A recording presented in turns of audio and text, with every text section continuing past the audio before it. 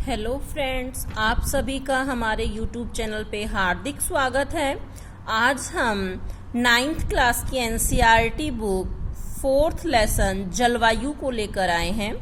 Climate के बारे में हम इस लेसन में पढ़ेंगे कि भारत की जलवायु कैसी है, जलवायु को नियंत्रित करने वाले कारक कौन से हैं, उसे प्रभावित करने वाले कारक कौन से। तो आप देखिए, सबसे पहले हम जलवायु की परिभाषा लेते हैं। एक विशाल क्षेत्र में लंबी समय अवधि यानी 30 से 35 साल के मौसमी दशाओं के योग को हम जलवायु कहते हैं।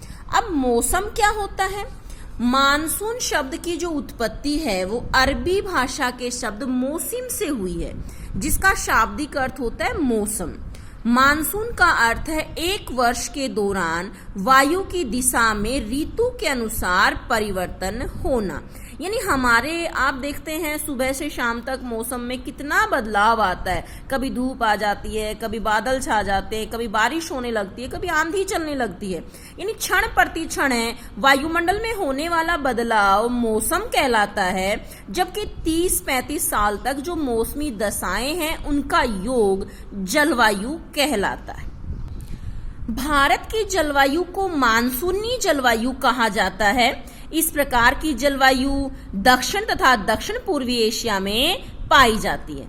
हम जलवायु को दो महत्वपूर्ण तत्व तापमान और वर्षा को ध्यान में रखकर परिभाषित करते हैं। अगर गर्मियों में हम देखें तो राजस्थान में तापमान जो है वो 50 डिग्री सेल्सियस तक पहुंच जाता है, जबकि जम्मू कश्मीर में गर्मियों में पहलगाम का तापमान केवल 20 डिग्री सेल्सियस रहता है। सर्दी की रात में जम्मू कश्मीर में द्रास का तापमान -45 तक गिर जाता है, जबकि तिरुवनंतपुरम में उसी रात तापमान केवल 20 डिग्री सेल्सियस तक देखने को मिलता है। कुछ क्षेत्रों में रात और दिन के तापमान में बहुत अधिक अंतर आता है। थार के मरुस्थल में अगर हम देखें तो दिन का तापमान 50 डिग्री सेल्सियस हो जाता है, जबकि उसी रात ये नीचे गिरकर 15 डिग्री सेल्सियस तक पहुंच जाता है। यानी दिन और रात के तापमान के अंतर को उस क्षेत्र का तापांतर कहते हैं। दूसरी ओर अगर हम केरल और अंडमान निकोबार में दिन और रात का तापमान देखें तो लगभग समान रहता है। क्यों? क्योंकि वहां समुद्र का समकारी प्रभाव होता है। अब हम बात करें वर्षा की।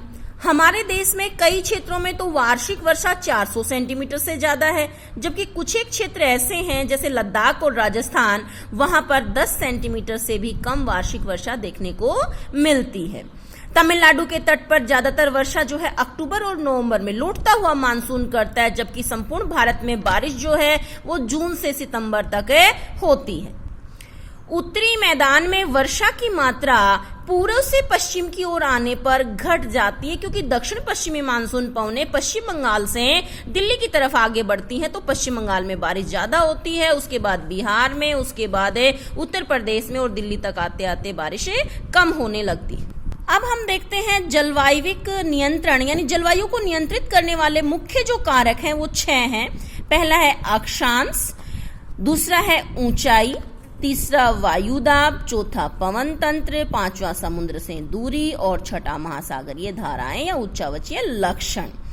अब हम ये देखें जो अक्षांश है वो कैसे जलवायु को नियंत्रित करता है। भूमध्य रेखा के पास वाले क्षेत्र ज्यादा तापमान प्राप्त करने के कारण वहां पर वर्षा भी ज्यादा होती है। ऊंचाई के अनुसार अगर हम देखें, जैसे जैसे हम समुद्र तल से ऊपर जाते हैं 165 मीटर की ऊंचाई पर तापमान में कमी आने लग जाती है। 165 मीटर की ऊंचाई पर 1 डिग्री सेल्सियस टेम्परेचर कम हो जाता है। वायु दाब भी वर्षा और तापमान दोनों को प्रभावित करती है। पवन तंत्र, समुद्र से दूरी, समुद्र का समकारी प्रभाव वहां की जलवायु को प्रभावित करता है। अगर कोई तट समुद्र के नजदीक है तो वहां पर ना ज्यादा गर्मी होती है और ना ही ज्यादा वहां सर्दी होती है, बल्कि वहां का मौसम सामान्य होता है। महासागरीय धाराएं और उच्चावचीय लक्षण दोनों ही जलवायु को काफी हद तक प्रभावित करते हैं। अब है भारत की जलवायु को प्रभावित करने वाले कारक। पहला कारक है इसमें अक्षांश। अब हमें पता है हमारा देश कर्क रेखा के कारण दो बराबर भागों में बटा हुआ है। कर्क रेखा से नीचे का जो हिस्सा है वो उष्णकटिबंधीय क्षेत्र के अंतर्गत आता है, तो वहां उष्णकटिबंधीय जलवायु है, जबकि कर्क रेखा से ऊपर का जो क्षेत्र है वो उपोष्णकटिबंधीय जलवायु में आता है। तो हमारे देश में उष्ण व उपोष्ण दोनों ही प्रकार की जलवायु पाई जाती है। ऊंचाई की अगर हम बात करें तो भारत के उत्तर में हिमालय पर्वत है और इसकी औसत ऊंचाई लगभग 6000 मीटर तक है। भारत का तटीय क्षेत्र भी बहुत विशाल है और हिमालय मध्य एशिया से आने वाली ठंडी हवाओं से हमारी रक्षा करता है। अगला हम देखें वायुदाब और पवन। वायुदाब और पवन भी जलवायु को काफी हद तक प्रभावित करते हैं। जो कोरियालिस बल है वो भी जलवायु को काफी हद तक प्रभावित करता है। अब हम देखें कोरियालिस बल होता क्या है। जब पृथ्वी अपने अक्ष पर घूर्णन करती है तो उससे जो आभासी बल पैदा होता है उसे हम कोरियालिस बल कहते हैं। इस बल के कारण जो पवनें हैं वो उत्तरी गोलार्ध में तो अपने दाहिनी ओर मुड़ जाती हैं, जबकि दक्षिणी गोलार्ध में वो बाईं ओर विक्षेपित हो जाती हैं। इसे फेरल का नियम भी कहा जाता है। भारत की जलवायु वायुदाब से भी काफी हद तक प्रभावित है। शीत ऋतु में हिमालय के उत्तर में उच्च दाब होता है और इस क्षेत्र की ठंडी शुष्क हवाएं दक्षिण में निम्न दाब वाले महासागरीय क्षेत्र के ऊपर बहती हैं। वायु की गति का नियम होता है, वायु हमेशा उच्च दाब से निम्न दाब की ओर गति करती है। ग्रीष्म ऋतु में आंतरिक एशिया और उत्तर पूर्वी भारत के ऊपर निम्न दाब का क्षेत्र उत्पन्न हो जाता है। इसके कारण गर्मी के दिनों में वायु की दिशा पूरी तरह से बदल जाती है। वायु दक्षिण से हिंद महासागर से उच्च दाब वाले क्षेत्र से दक्षिण पूर्वी दिशा में बहते हुए विषुवत वृत्त को पार करके दाहिनी ओर मुड़ते हुए भारतीय उपमहाद्वीप पर स्थित निम्न दाब की ओर बहने लग जाती है। इसे ही दक्षिण पश्चिमी मानसून पवनों के नाम से जाना जाता है। ये पवनें कोष्ण महासागरों के ऊपर से बहती हैं तो अपने अंदर ढेरों सारी नमी ग्रहण कर लेती हैं और भारत की मुख्य भूमि पर पर्वतों से टकराकर बारिश करती हैं। भारत में 90% जो पर्वतकृत वर्षा है वो है। इस प्रदेश के ऊपरी भाग परिसंचरण पश्चिमी प्रवाह के प्रभाव में रहता है और इस प्रवाह का मुख्य जो घटक है वो जेट धाराएं हैं। अब जेट धाराओं की अगर हम बात करें तो जेट धाराएं लगभग 27 से 30 डिग्री उत्तरी अक्षांशों के बीच स्थित होती हैं, इसलिए इन्हें उपोष्ण कटिबंधीय पश्चिमी जेट धारा कहा जाता है। भारत में ये जेट धाराएं ग्रीष्म ऋतु को छोड़कर पूरे वर्ष हिमालय के दक्षिण में प्रवाहित होती रहती हैं। इसी पश्चिमी प्रवाह के द्वारा देश के जो उत्तर या उत्तर पश्चिमी भाग हैं वहां पर पश्चिमी चक्रवात आते हैं। गर्मियों में सूर्य की आभासी गति के साथ ही उपोष्ण कटिबंध पश्चिमी जेट धारा हिमालय के उत्तर में चली जाती है और एक पूर्वी जेट धारा जिसे हम उष्ण कटिबंधीय पूर्वी जेट धारा कहते हैं गर्मी के महीने में प्रायद्वीपीय भारत के ऊपर लगभग 14 डिग्री उत्तरी अक्षांश में प्रवाहित होती। आप इस मानचित्र पर जेट धाराओं की लोकेशन देखेंगे कि भारतीय उपमहाद्वीप में जनवरी के महीने के दौरान इनकी मौसमी स्थिति कैसी होती है। आप यहाँ देख सकते हैं जेट धाराएं आपको दिखाई दे रही हैं। नीचे यहाँ पे दिया हुआ है भारतीय उपमहाद्वीप में जून के दौरान जो जेट धाराएं हैं उनकी स्थिति क्या होती है। अगर जेट धाराओं के बारे में हम और देखें तो एक संकीर्ण पट्टी में स्थित क्षोभ मंडल में 12,000 मीटर से अधिक ऊंचाई वाली पश्चिमी हवाएं होती हैं। इनकी गति गर्मी में तो 110 किलोमीटर प्रति घंटा है, जबकि सर्दियों में ये 184 किलोमीटर प्रति घंटा की स्पीड से चलती हैं। बहुत सी अलग अलग जेट धाराओं को पहचाना गया है। इनमें से सबसे स्थिर मध्य अक्षांश और उपोष्ण कटिबंधीय जेट धाराओं को माना गया है। पश्चिमी चक्रवातीय विक्षोभ की अगर हम बात करें तो सर्दी के महीने में उत्पन्न होने वाला पश्चिमी चक्रवातीय विक्षोभ जो भूमध्य सागरीय क्षेत्र है वहां से आने वाले पश्चिमी प्रवाह के कारण होता है। ये भारत के उत्तर और उत्तर पश्चिमी क्षेत्रों को प्रभावित करता है। उष्णकटिबंधीय चक्रवात मानसूनी महीने के साथ साथ अक्टूबर तथा नवंबर के महीनों में आते हैं और ये पूर्वी प्रवाह के एक भाग होते हैं। देश के तटीय क्षेत्रों को प्रभावित करते हैं और इससे काफ़ी बहुत मूसलाधार बारिश होती है, जिससे तटीय क्षेत्रों पर गन्ने की फसल को बहुत ज़्यादा नुकसान भी होता है।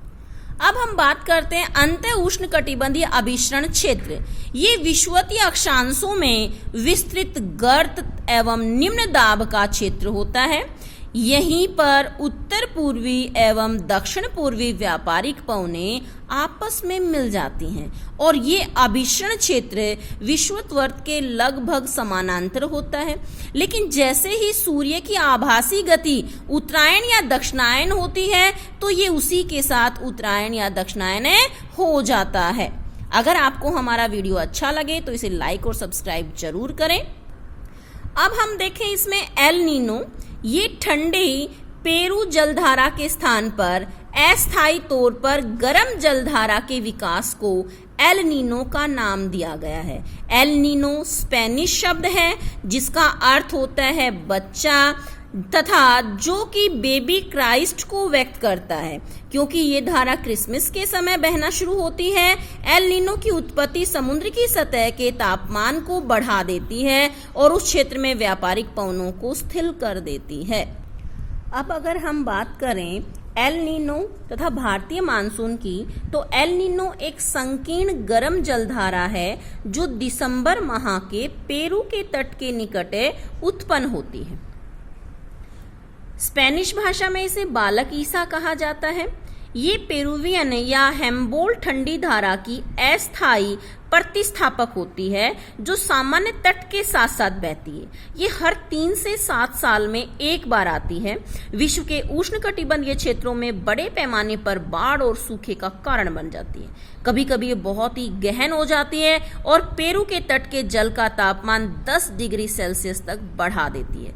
प्रशांत महासागर के उष्णकटिबंधीय जल की ये भूमंडलीय स्तर पर वायु दाब और हिंद महासागर की मानसून सहित पवनों को प्रभावित करती है। एल नीनो के अध्ययन से ये पता चला है कि जब दक्षिणी प्रशांत महासागर में तापमान बढ़ता है तब भारत में वर्षा कम होती है। भारतीय मानसून पर एल नीनो का बहुत अधिक प्रभाव होता है। इसका प्रयोग मानसून की लंबी अवधि के पूर्व अनुमान के लिए किया जाता है। मौसम विशेषज्ञों का विचार है कि भारत में 1987 का भीषण सूखा एल नीनो के कारण ही आया था। इसके कारण देश के अधिकतर भागों में मानसून के आवागमन से 5 से 12 दिन तक देरी हुई थी। अब बात करते हैं हम ला नीनो। ला नीना क्या है? एल नीनो के बाद मौसम सामान्य हो जाता है तथा कभी कभी सन्मार्गी पवनें इतनी प्रबल हो जाती हैं कि वे मध्य तथा पूर्वी प्रशांत क्षेत्र में शीत जल का असामान्य जमाव पैदा कर देती है। इसे ला नीना कहते हैं, जो कि एल नीनो के बिल्कुल उल्टा होता है। ला नीनो से चक्रवातीय मौसम का जन्म होता है, परंतु भारत में ये अच्छा समाचार लाता है क्योंकि मानसून में भारी वर्षा का कारण होता है। अब दक्षिणी दोलन क्या है? ये प्रशांत महासागर तथा हिंद महासागर के बीच पाए जाने वाले मौसम संबंधी परिवर्तनों का एक विचित्र प्रतिरूप है। जब हिंद महासागर में समुद्र तल पर दाब अधिक होता है तब प्रशांत महासागर में दाब कम हो जाता है, जिसके विपरीत जब हिंद महासागर में दाब कम होता है तब प्रशांत महासागर में दाब अधिक होता है।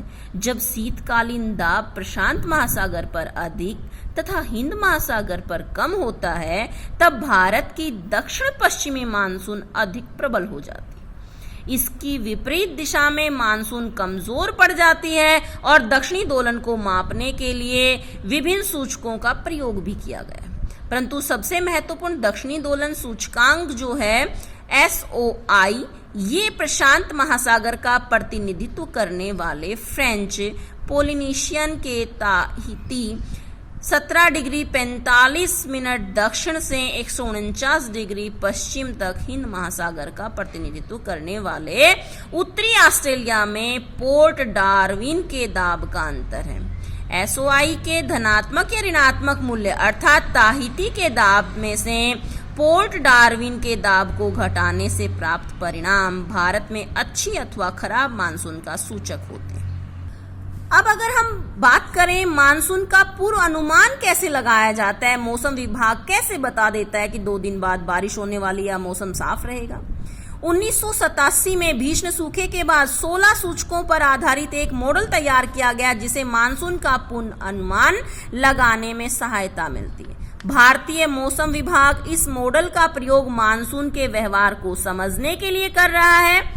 कुछ सूचक भूमंडलीय हैं जबकि कुछ अन्य सूचक क्षेत्रीय हैं। इन सूचकों को हम 4 वर्गों में बांट सकते हैं: तापमान, दाब, वायु पवनों का प्रतिरूप तथा हिम आवरण। इससे हम मानसून का पूर्ण अनुमान लगा सकते हैं।